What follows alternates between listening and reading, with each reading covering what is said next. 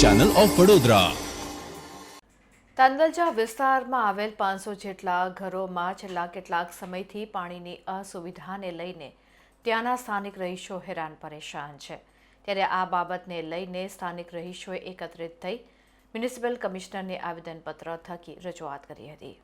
તાંદલજા વિસ્તારમાં પાણીના પ્રશ્નને લઈને કોર્પોરેશન કચેરી ખાતે રજૂઆત કરવામાં આવી હતી।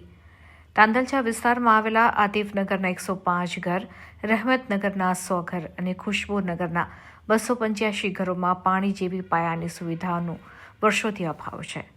આતિફનગરમાં પાણી લાઇન તેમજ પાણીના કનેક્શન ન હોવા છતાં છેલ્લા 8 વર્ષમાં વ્યાજ સહિતનું પાણી કરાવી રહ્યો છે।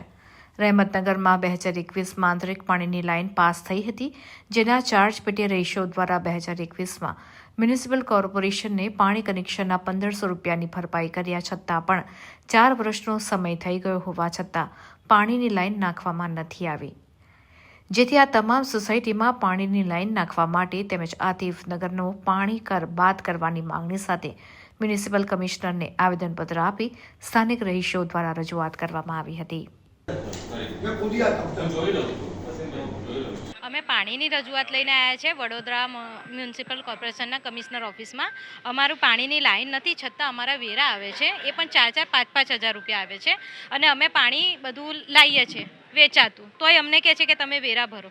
કેટલા વર્ષોથી અમે રજૂઆત કરી છે, પૈસા ભરવાના કીધા, અમે કીધું કે અમે ભરી આપીશું, તોય અમારી કોઈ સુવિધા થઈ નથી। અમારા રસ્તા વસ્તા બધું જ એવું છે, પણ અમે એમ કહીએ છીએ કે ખાલી પીવાનું પાણી, એ તો બધાની જરૂરિયાત હોય, એટલે પીવાનું પાણી અમને સાહેબ કરી આપે, બસ એટલી માંગણી છે।